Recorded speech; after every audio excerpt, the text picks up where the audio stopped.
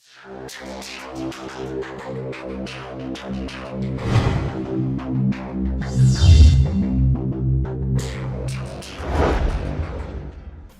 what's going on, freelancers? Tanky here with a news update for this week on Anthem. We have a bit to talk about, so we're going to hop right into the thick of it.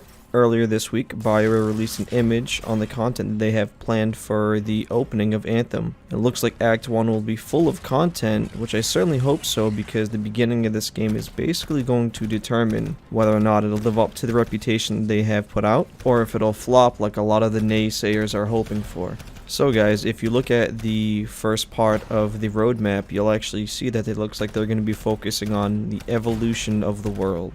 Now, I'm not entirely sure if they're going to do something akin to Destiny 2's Curse Week, or if it's going to be permanent changes that are going to happen as we progress through this story, or if they're just going to be simply adding new things and they're calling that the evolution. But either way, I hope they choose one of the first two, because I love being in a game that constantly changes as you play it because of the actions that you take within the game. And if you look at the second part, where it's noted down as being stronger together, I don't really have much information on it, but I'm guessing it's probably going to be the strongholds that they'll be releasing after the initial launch, and a lot of quality of life changes in between all the classes and balancing and all that stuff. Lastly is what I find most interesting of all: Cataclysm. It makes it sound like something is going to happen. Something big. Something that's going to incorporate every one of us, every freelancer, every one of our javelins. And as much reserve as I have for this game at the initial launch, just the thought of being a part of something that could potentially have a permanent impact on the game with my friends just sounds so satisfying.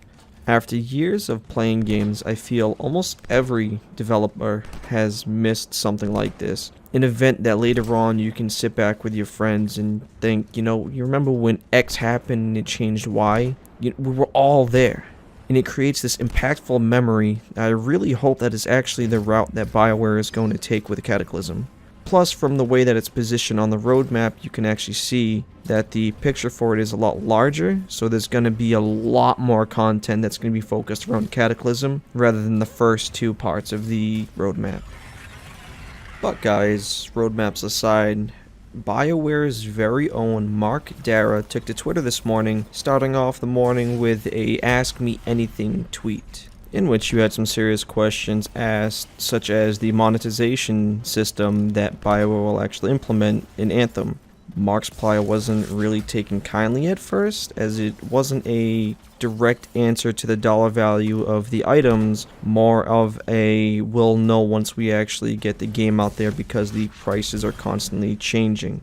Which is understandable, because they probably have people that are still crunching numbers right now to find out what the best prices will be for those items inside of their store. But guys, whether it's a good or a bad thing, it's just something that we're going to have to wait until launch for.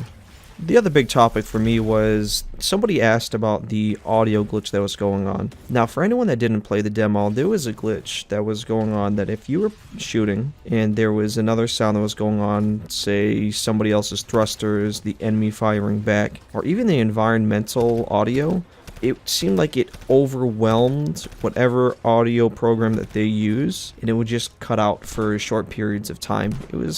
It wasn't the worst thing, but it was pretty aggravating, considering everything sounds pretty good in this game. In which Mark replied, maybe. It's probably something they're going to have to continuously flesh out in the game throughout the early stages. And one cool thing I thought was actually brought up was the idea of javelin races. Now, I'm not too sure how to implement this, but the idea of having something else that isn't as grindy as running strongholds over and over and over again for gear, and maybe getting some cosmetic rewards, I would actually welcome content like that. And the other one was something along the lines of changing the thruster colors for your javelin to further, I guess, make your javelin your own construct. And it looked like one of the most asked questions was, would you need Xbox One Online or PlayStation Plus to get access to these servers?